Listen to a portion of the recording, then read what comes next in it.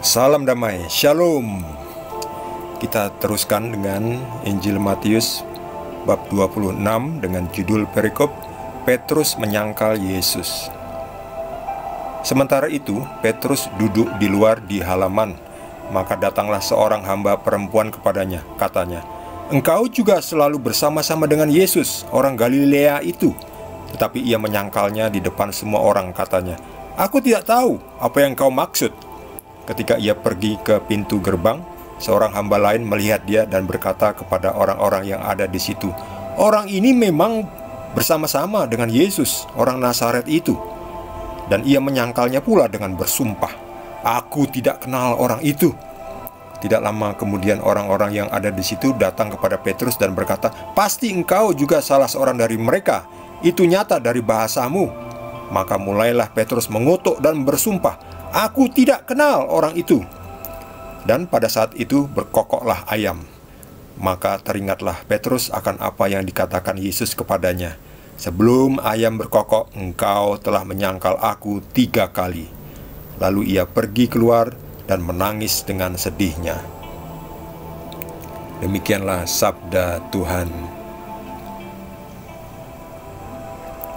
Yesus sudah mengatakan bahwa Petrus akan menolak, menyangkal Yesus sebanyak 3 kali sebelum ayam berkokok. Dan itu terjadi betul.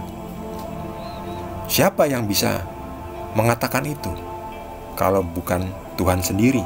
Jadi Tuhan Yesus itu tahu hari kiamat, tahu kapan orang mati, tahu kapan waktunya, tahu apa yang akan terjadi.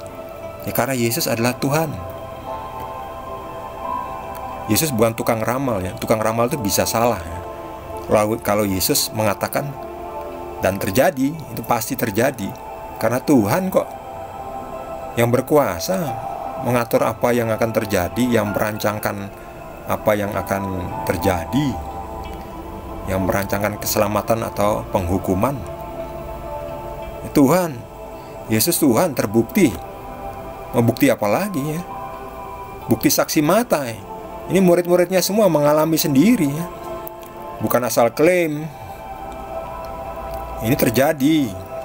Mukjizat itu nyata. Disaksikan dan dicatatnya. Dicatat. Bukan dihafalkan. Dihafalkan itu bisa lupa, lalu berubah-ubah.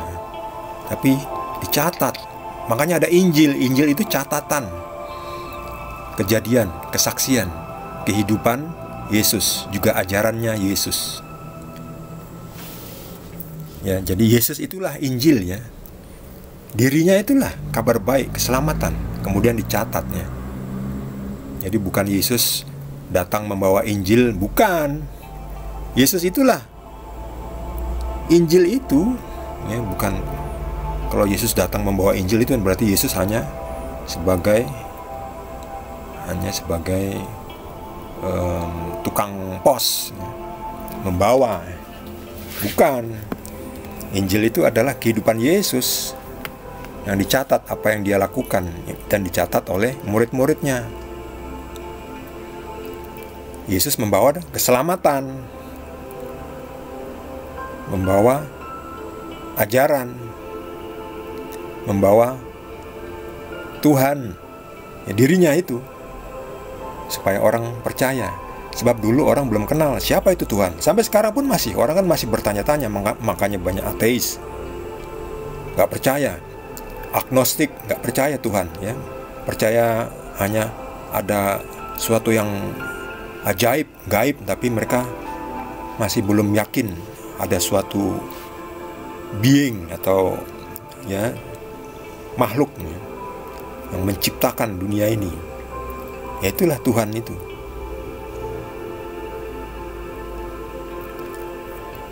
Petrus menyangkal dengan yakinnya, bahkan dengan sumpah. Lihat ini, sampai mengutuk dan bersumpah. Wah, kacau itu. Bahaya itu ya. Menyangkal Yesus ya. Padahal Petrus sudah kurang lebih 3 tahun bersama Yesus ya. Begitu akrab, dekat. Dan sebelumnya mengatakan dengan yakin bahwa walaupun murid-murid lain pergi, aku tidak akan meninggalkan engkau. walaupun aku harus mati bersama engkau, aku tetap akan bersama engkau ya. Ngomong kosong ternyata ya, omong besar. Omong besar, manusia suka omong besar. Tapi ketika dihadapkan dengan kekacauan, ancaman ini, mau dipedang ini oleh pasukan ini, dia menyangkal ya. Ya memang bisa dipahami ya. Kalau diancam dengan kekerasan tuh orang menjadi takut ya. Tapi ya tidak perlu menyangkal ya.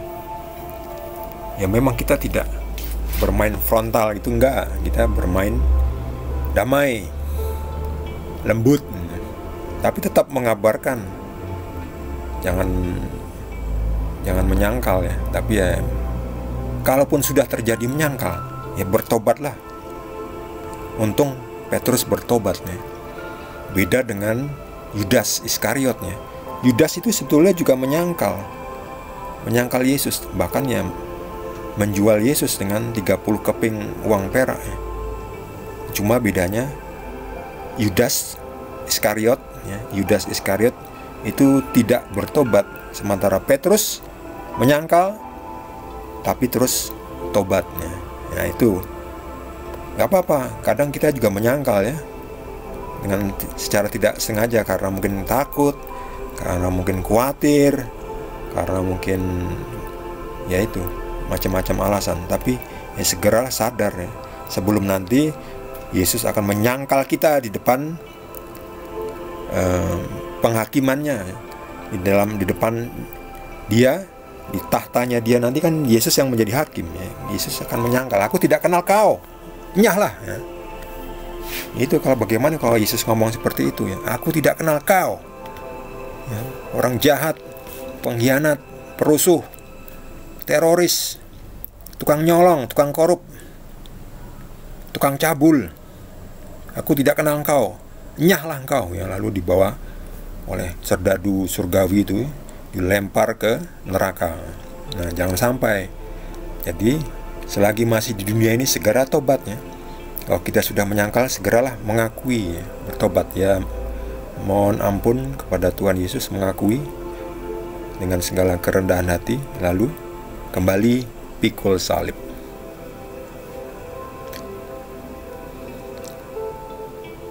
Bagi saudara yang mendapatkan tambahan pencerahan dari Tuhan Yesus, boleh juga berbagi dengan kita. Bagi yang belum subscribe, jangan lupa di subscribe dan juga di like. Kita akan lanjutkan dengan perikop berikutnya, masih dari Injil Matius. Terima kasih.